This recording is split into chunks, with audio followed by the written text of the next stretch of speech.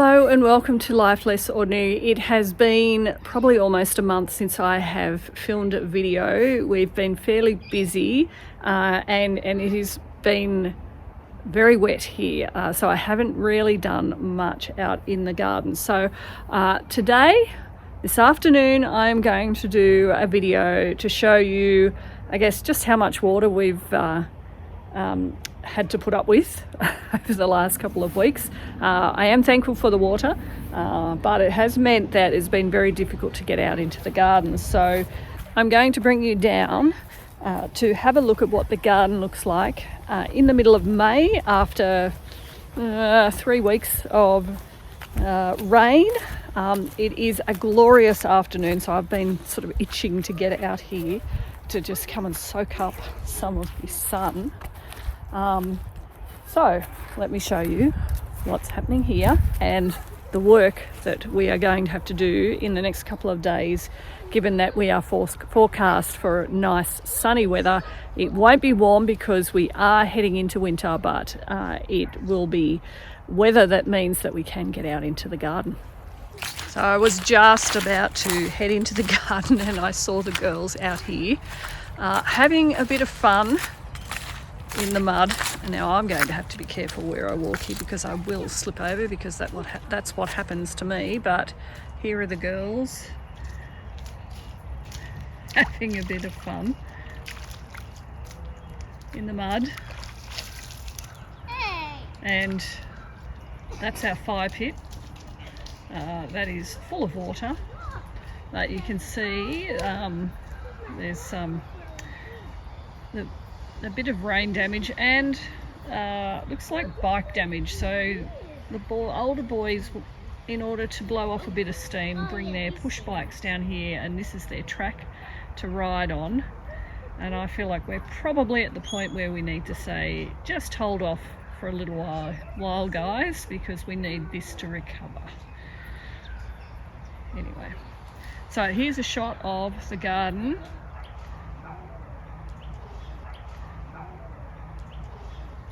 So the lawns obviously need mowing and there's a bit of weeding that needs to be done, but you can see that we haven't pulled out some of our summer crops yet. So cucumbers, even the tomatoes are still there. The beans that were summer beans are still all here, dead, but still on the vine. So we do need to pull all this down, get all the dead fruit off, and throw it to the chickens, and just generally tidy up this area. So we do have beans on this one, which is looking like it's starting to get a bit of damage, but we still have beans on there. But yeah, we've got some damage on these here. So they will be finished soon. These tomatoes are definitely done. These ones here. But you can see the things that are still surviving. We haven't yet had a frost, but it is getting very cold. But you can see that the nasturtiums are quite hardy, very hardy. Oh, what we do have still, and I think they might be a little bit protected for some reason over here, but we will have to get these off, some watermelons.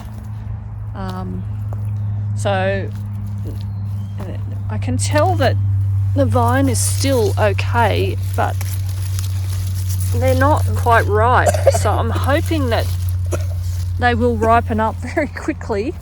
So we've managed to get 4 there by the looks of it. And we're hoping that they will ripen up very quickly so that we can get those. But like I was saying, you've got the nasturtiums that are still quite hardy, doing really well. You have the zinnias that are flowering quite well. I did harvest quite a few off this one last week for a bouquet for our soon-to-be daughter-in-law for her birthday. But the other thing is calendula. So the calendula is still doing well. We're still getting flowers. off those. So more zinnias here.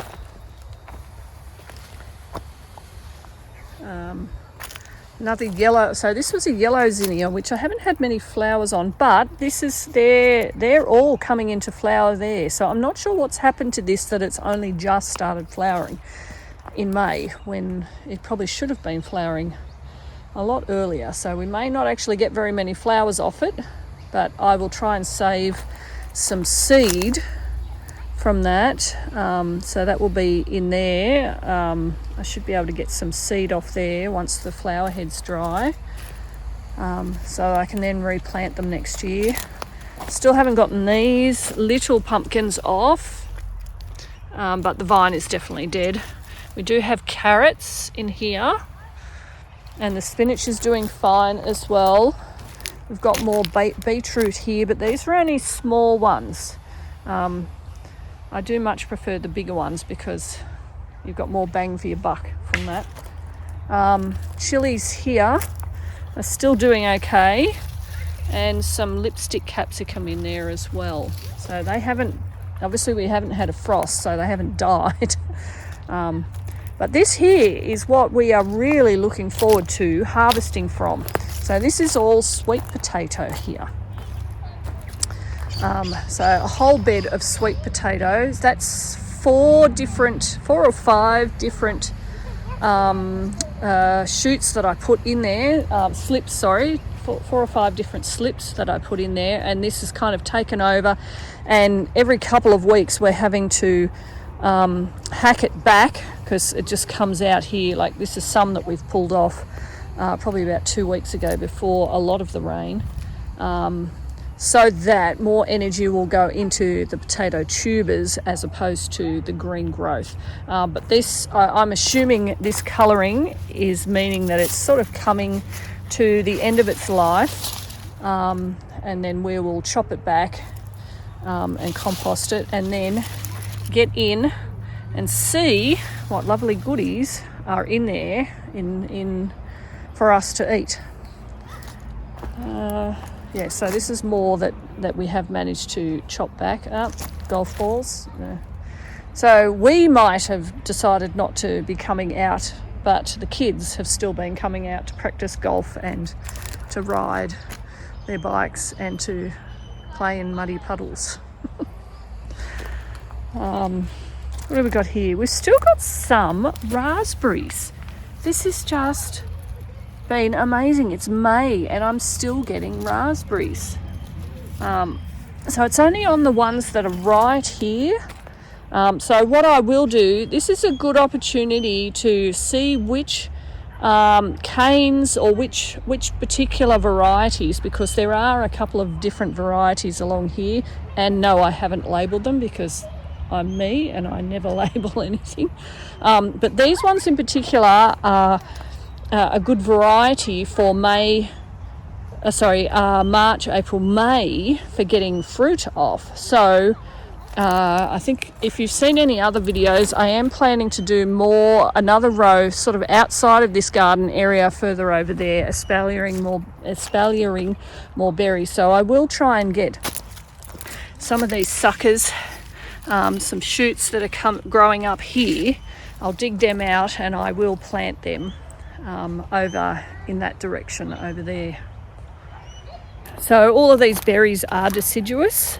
So the leaves, this is much thinner than what it was in the height of summer. So all of these leaves are starting to drop off, which we let stay on the ground to compost. But that then gives us the opportunity to decide which canes are old canes, so they're a more silver colour. We chop them out and put them through the wood chipper, and then any that is going is newer growth will be what the fruit grows on for next season. What else? Oh, over here.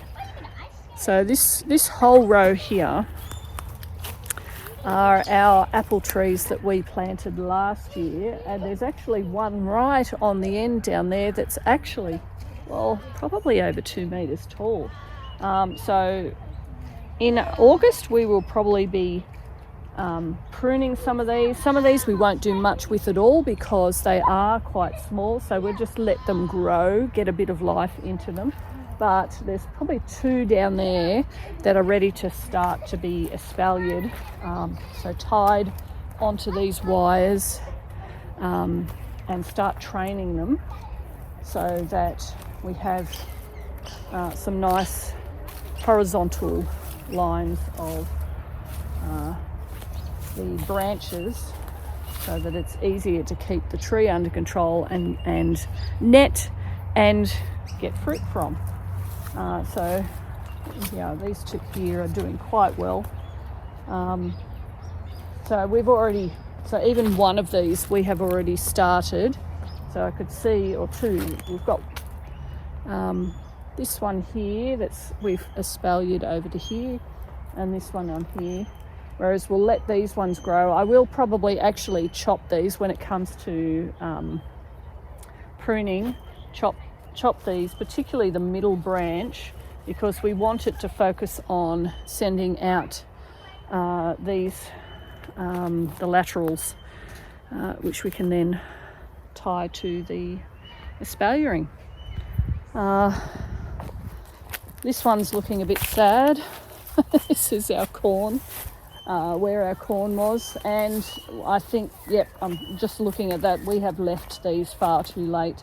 They're quite damaged and dead and dehydrated, so we are not going to get any corn off those. But sometimes life gets in the way, or life happens. I'm not going to say it gets in the way. Life happens and you just have to roll with it. So while we have planted these, it's not a dead loss in that I can then stick these through the wood chipper once they're dried a bit, and they can go back through the compost. They can get put back into the soil. So they're giving life, even though we haven't been able to get as many ears of corn off it that we would have liked. But sometimes it's also just nice to come and stand or sit and enjoy the garden.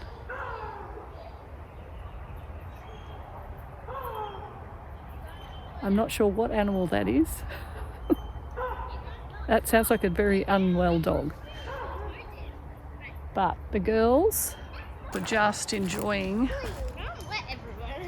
that over there as I was finishing that off. Oh, it's not as soft.